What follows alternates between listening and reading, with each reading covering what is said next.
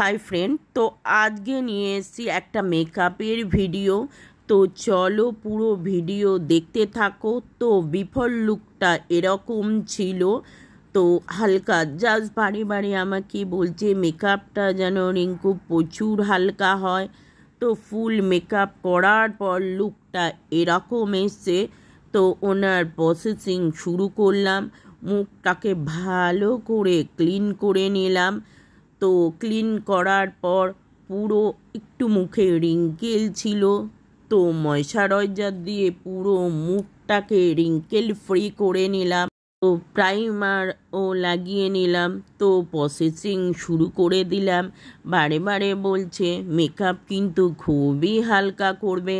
বললাম ঠিক আছে, পুরো ভিডিও হোক, তারপরে দেখে নেবে। তো হালকা মেকআপ স্টার্ট করলাম।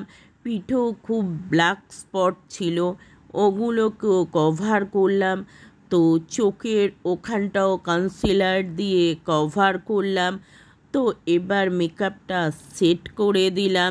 তো যারা যারা আমার পেজটা ভালো লাগে প্লিজ প্লিজ পেজটা ফলো করে দেবেন, ইউটিউবে গিয়ে সাবস্ক্রাইব করে দেবেন। তাহলে আমার নতুন নতুন ভিডিও, সব রকম ভিডিও দেখতে পারবে। তো এখানে যারা ক্লাস করতে চাও ক্লাস করতে পারো, আর এছাড়াও মেকআপের জন্য আসতে পারো।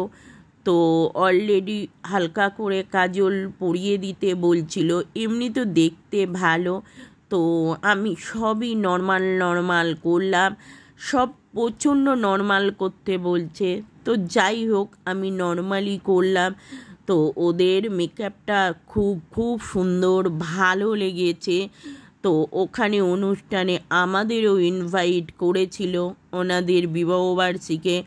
অল টোটাল মেকআপটা প্রচণ্ড ভালো হয়েছে। তো মেকআপ করার পর যখন ভালো বলে খুবই ভালো লাগে। তো পুরো চুলটায় ক্রিম টিন করে নেওয়া হচ্ছে। কেন গাইস, ওনার চুলটা একটু কম আছে। তো যতটা পারছি চুলটাকে একটু হেলদি বানানোর চেষ্টা করছি। তো ক্রিম টিন করিয়ে দিলাম। তো আমাদের বিউটিশিয়ানের কাজ করার পর যখন সবাই ভালো বলে, মনটা খুবই ভালো লাগে। আবার ইনভাইট যখন করেছে যেতে হবে, তখন খারাপ হলে আবার একটু বলবে, তার থেকে সুন্দরভাবেই করলাম। তো যাই হোক, খুবই ভালো লেগেছে, খুবই খুশি পেলাম। তো এবার চুলে চলে গেলাম, হেয়ারের কাজটা কমপ্লিট করব। তার চুলটা খুবই ছোট, একটা টং করে দিলাম। ওই যে বৌদি বারবার বলছে হালকা মেকআপ করো, বলে দিলাম ভাল না লাগলে তুমি টংটাকে পেছনে নিয়ে নেবে। ক্লিপ এক্সট্রা দিয়ে দিয়েছি। তো কি করব, এত ছোট বড় ছোট চুল। তো একটা রোজ খোপা করে তো একটু চুলটাকে বাড়ানোর কথা বলা হয়েছে। তো এইবার আমি চেষ্টা করব যে মালাগুলো এনেছেন উনি, সেগুলো দিয়ে ফুল হেয়ারটাকে কভার করতে। তো আমি বলেছিলাম জুঁই ফুলের মালা নিয়ে আসতে। তো সেই কি ফুল বলে আমি এটা জানি না, তো ফ্রেন্ড বলে দিও। তো গোলাপ ফুল এনেছিল, ওর পাপড়িগুলো দিয়ে মাঝখানটা একটু ডিজাইন করে দিলাম। জাস্ট করার সময় মাথায় আইডিয়া আসে এটার থেকে এটা করলে বেটার হবে।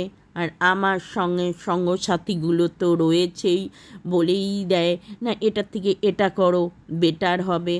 এতক্ষণ মেকআপ করে সত্যি হাঁপিয়ে গেছিলাম। তো ওরা সবাই এবার শাড়িটা পরিয়ে দিল। তো এবার অল টোটাল কমপ্লিট হয়ে গেল, অলরেডি দেরি হয়ে গেছে। তো আমি একটু ফটো তুলে নিলাম। লাস্ট পজিশানে হাইলাইট করে গালটাকে গ্লো গ্লো করে দিলাম। তো ক্লায়েন্ট সেটাও দেবো না, কিছুই করতে চাইছে না, কিন্তু না করলে ভালো লাগবে না। তাই আমি বললাম না না এটা করো, ভালো লাগবে।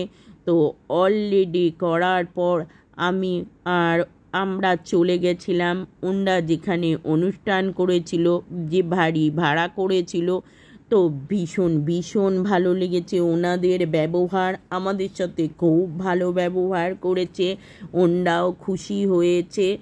তো লাস্ট পজিশানে আমরা ওখানে খাওয়া দাওয়া করলাম।